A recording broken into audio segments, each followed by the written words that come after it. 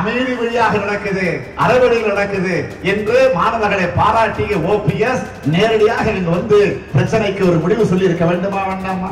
இந்தியாவில் சுதந்திர போராட்டத்தின் போது நாம் பார்த்திருக்கிறோம், எந்த மாநிலத்திலும் இல்லாத வகையில அமைதியாக ஒரு போராட்டம் நடந்தது என்று சொன்னால் அது நம்முடைய தமிழ்நாட்டில மாணவர்களும் இளைஞர்கள் நடத்திய அந்த அறப்போராட்டம் தான். மத பற்றுன்னு சொல்றீங்களே, தேசப்பற்று சொல்றீங்களே, மற்ற மாநிலங்களுக்கெல்லாம் தேசப்பற்றை கற்றுக் கொடுக்கக்கூடிய மாநிலம் நம்முடைய தமிழ்நாடு. நீங்க மறந்துவிட்டீங்க. இன்றைக்கு ஒரு மிகப்பெரிய போராட்டம் நடந்து முடிந்திருக்கிறது என்று சொன்னால், அதில் இளைஞர்களும் மாணவர்களும் திரண்டிருக்கிறார் என்று சொன்னால், அது காளைகளுக்காக மட்டுமல்ல, ஜல்லிக்கட்டுக்காக மட்டுமல்ல, 5 ஆண்டுகளுக்கு மேலாக தமிழகத்தில் நடைபெறக்கூடிய இந்த ஆட்சியின் மீது ஏற்பட்டிருக்கக்கூடிய வெறுப்பின் காரணமாகத்தான் இந்த போராட்டம் நடந்திருக்கிறது. ஓ பன்னீர்செல்வம் அவர்கள் மீது நான் மிகுந்த மரியாதை கொண்டவர். இப்ப 2 நாட்களா பாத்தீங்கன்னா சட்டமன்றத்துல முதலமைச்சர் வருகிறார். வந்த உடனே எதிர்கட்சி வரிசை பார்த்தா முதல் வணக்கம் சொல்லுகிறார். அவர் தான் முதலமைச்சர்னு சொல்லி முடிவு பண்ணி அதுக்கு பிறகு எல்லா அமைச்சர்களும் பதவியேற்றாச்சு.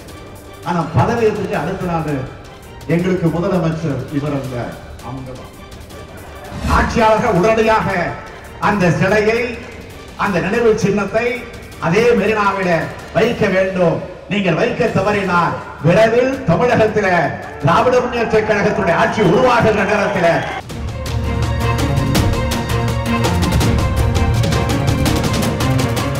மாணவர்கள் போராடுகிற போதெல்லாம் நேரடியாக சென்று அவரோடு உட்கார்ந்து பேசி அதை தீர்த்து வைத்த பெருமை நம்முடைய தலைவர் கலைஞர் அவர்களுக்கு உண்டு.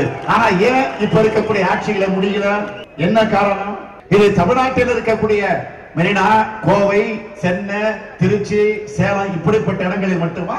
கடல் கடந்து வாழ்ந்து கொண்டிருக்கக்கூடிய சிங்கப்பூரில, அமெரிக்காவில, லண்டன்ல, மலேசியாவில அங்கெல்லாம் இருக்கக்கூடிய தமிழர்கள் இந்த பிரச்சனையை மையமாக வச்சு போராடிட்டு இருக்கிறாங்க. முழக்கமிடக்கூடிய காட்சிகள் எல்லாம் தொலைக்காட்சிகளை பார்த்தோமா? ஆக இந்த நிலையிலே முதலமைச்சராக இருக்கக்கூடிய ஓபிஎஸ் அவர்கள் என்ன செஞ்சிருக்கணும்? ஆக அமைதி வழியாக நடக்குது, அறவழியில் நடக்குது என்று மாணவர்களை பாராட்டிய ஓபிஎஸ் நேரடியாக இங்கு வந்து பிரச்சனைக்கு ஒரு முடிவு சொல்லி இருக்க வேண்டுமா வேண்டாமா? ஆனா மறுநாள் ஒரு கலவரத்தை ஏற்படுத்தி அந்த கலவரத்தின் மூலமாக தெளியடிகள், கண்ணீர் புகை, குண்டு சென்றெல்லாம் நிலைமை மோசமாகி சமூக விரோதிகள் புகுந்து விட்டார்களாம், தேச விரோதிகள் புகுந்து விட்டார்களாம். இந்தியாவில் சுதந்திர போராட்டத்தின் போது நாம் பார்த்திருக்கிறோம், எந்த மாநிலத்திலும் இல்லாத வகையில அமைதியாக ஒரு போராட்டம் நடந்தது என்று சொன்னால் அது நம்முடைய தமிழ்நாட்டில மாணவர்களும் இளைஞர்கள் நடத்திய அந்த அறப்போராட்டம் தான். பல மாநிலங்களை பார்த்திருக்கிறோம். இளைஞருடைய மூளை செலவை செய்து என்னென்ன செய்யலாம் என்பதையும் பல மாநிலங்களில் பார்த்திருக்கிறோம். ஜனநாயக பாதையிலிருந்து விலகிச் செல்லக்கூடிய இளைஞர்கள் கொண்ட மாநிலங்களை கூட நாம் பார்த்திருக்கிறோம். ஆனா ஜனநாயக பாதையிலிருந்து துளியும் விலகாமல், இம்மி அளவு விலகாமல் சட்டத்தினுடைய ஆட்சியை மதித்து போராடிய இளைஞர்கள், மாணவர்கள் நம்முடைய தமிழகத்தினுடைய மாணவர்கள் இளைஞர்கள் தான் என்பதை இந்த ஒரு வார காலம் நடந்த போராட்டம் நமக்கு நிரூபித்து காட்டியிருக்கிறது. அப்படிப்பட்ட மாணவர்களை வாய்க்கூசாமல் சொல்றாங்களே சமூக விரோதிகள்னு ஒரு பிரச்சாரத்தை நடத்திட்டு இருக்கிறாங்களே, அது காவல்துறையை பலிக்கடாவாக்கி அவங்களை கொண்டு போய் தீ வைக்க சொல்லி ஆட்டோவில, குடிசையில ஒவ்வொரு வீட்டுக்குள்ள புகுந்து வீட்டுக்குள்ள இருக்கக்கூடிய இளைஞர்கள் எல்லாம் அடிச்சு கொண்டு வெளியில போட்டு மிதிச்சு தேவைதானா? நான் சொல்லுகிறேன், சமூக விரோதிகள் சொல்றீங்களே, மத பற்று சொல்றீங்களே, தேசப்பற்று சொல்றீங்களே, மற்ற மாநிலங்களுக்கெல்லாம் தேசப்பற்றை கற்றுக் கொடுக்கக்கூடிய மாநிலம் நம்முடைய தமிழ்நாடு. நீங்க மறந்துவிட்டீங்க. தமிழர்களை தேசப்பற்று பொறுத்தவரையில் யாருக்கு சளைத்தத இந்த போராட்டம் நிரூபிச்சு காட்டிருக்கு. இந்த மெரினா போராட்டம் வெறும் ஜல்லிக்கட்டுக்காக மாத்திரம் நடந்தது என்று கூட இங்க கருத வேண்டிய அவசியம் இல்லை. ஜல்லிக்கட்டுக்கு தான் இல்லன்னு மறுக்கல. ஆனா அதுக்காக மட்டும் இல்ல. இங்க சொன்னார்களே, ஒட்டுமொத்தமாக இந்த தமிழகம் புறக்கணிக்கப்பட்டுக் கொண்டிருக்கிறது.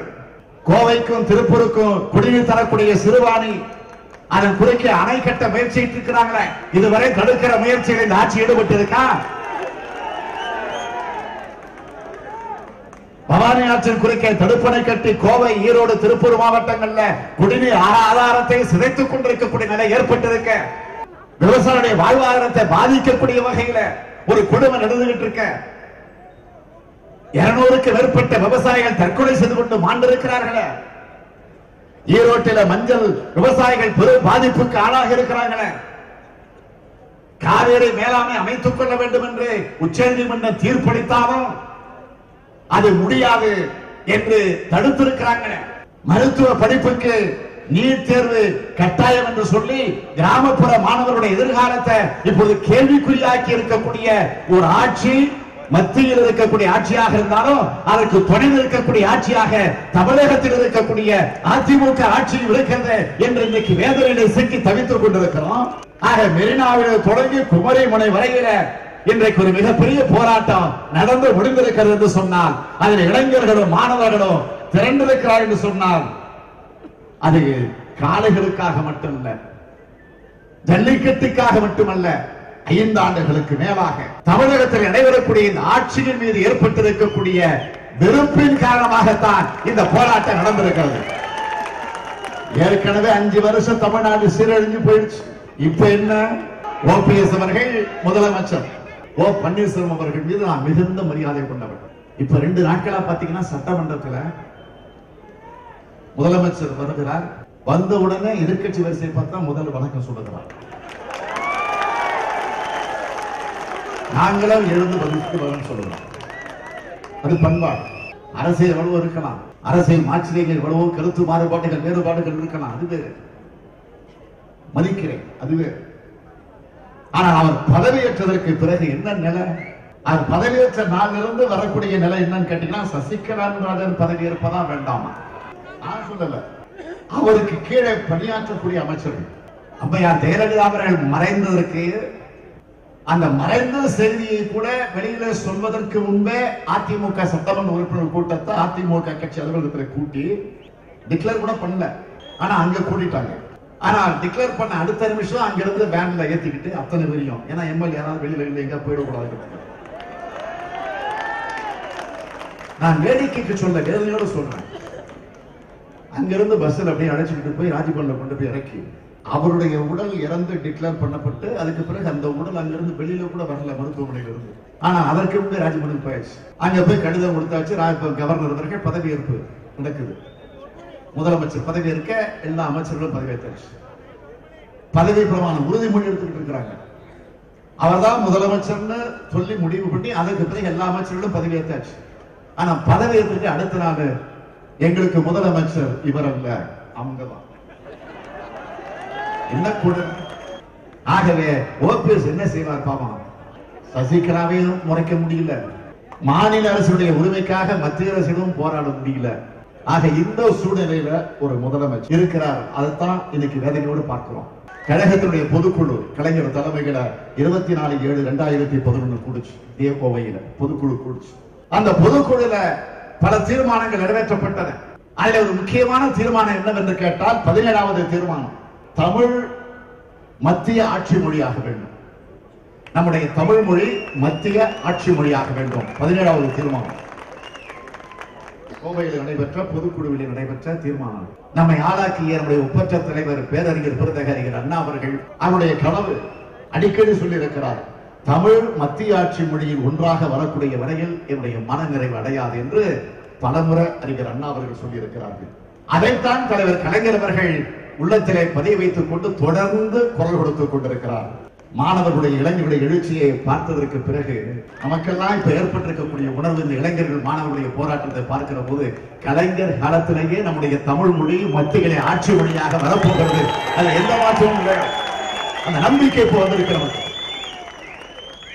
ஜல்லிக்கட்டுக்காக போராடி இன்றைக்கு வெற்றி பெற்றிருக்கிறோம். என்னுடைய தலைமையில வள்ளுவர் கோட்டத்திற்கு அருகில ரயில் நிறுத்த போராட்டத்தை நடத்தி அதற்கு அடுத்த நாள் உண்ணாவிரத போராட்டத்தை நடத்தினோம். மறந்திருக்க மாட்டீங்க. அந்த போராட்டத்திற்கு மெரினாவில் பங்கேற்றிருக்கக்கூடிய போராட்டங்களை மாணவர்கள் இளைஞர்கள் பல பேர் அந்த மேடைக்கு வந்தார்கள். நாம் இருந்த உண்ணாவிரத போராட்ட மேடைக்கு வந்தார்கள். வந்து வாழ்த்து சொல்லிவிட்டு சென்றார்கள். உங்களுடைய ஆதரவுக்கு நன்றி என்று சொல்லிவிட்டு சென்றார்கள். அதில் ஒரு மாணவி கூட உரையாற்றினார். நிறைவாக பேசுகிற போது, நாங்கள் இவ்வளவு போராட்டத்தை நடத்துகிறோம் என்று சொன்னால் அதற்கு தொடக்கமே நீங்கள் தான். ஜனவரி மாதம் 3ஆம் தேதி அதற்கு காரணமாக இருந்தது என்று பெருந்தன்மையோடு வெளிப்படையாக பேசிவிட்டு சென்றார். அப்பொழுது அவர்கள் என்னிடத்தில் ஒரு கோரிக்கை வைத்தார்கள். என்ன கோரிக்கைன்னு கேட்டீங்கன்னா, முதலில் 25 பேர் திரண்டோம், அடுத்த நாள் 1000 பேர், அதற்கு அடுத்து 10,000 பேர், அதற்கு அடுத்து லட்சத்தை தாண்டியது என்று நிலையில இந்த போராட்டம் நடந்தது. எனவே அந்த இடத்துல ஜல்லிக்கட்டுடைய நினைவாக ஒரு நினைவு சின்னத்தை அமைப்பதற்கு நீங்கள் துணை நிற்க வேண்டும் என்ற ஒரு கோரிக்கையை என்னிடத்தில் வைத்தார்கள். நான் சொன்னேன், நாம் ஆட்சியில் இல்ல, ஆட்சியில் இருக்கக்கூடியவர்கள் செய்ய வேண்டிய வேலை இது. எனவே நீங்கள் எடுத்து வைத்த கோரிக்கையை எதிர்க்கட்சி தலைவர் என்கிற முறையில நிச்சயமாக இந்த ஆட்சியாளர்களுக்கு நான் சுட்டிக்காட்டி அந்த பிரச்சனை எடுத்து சொல்லுவேன். எனவே ஆட்சியாளர்கள் உடனடியாக அந்த சிலையை, அந்த நினைவு சின்னத்தை அதே மெரினாவில வைக்க வேண்டும்.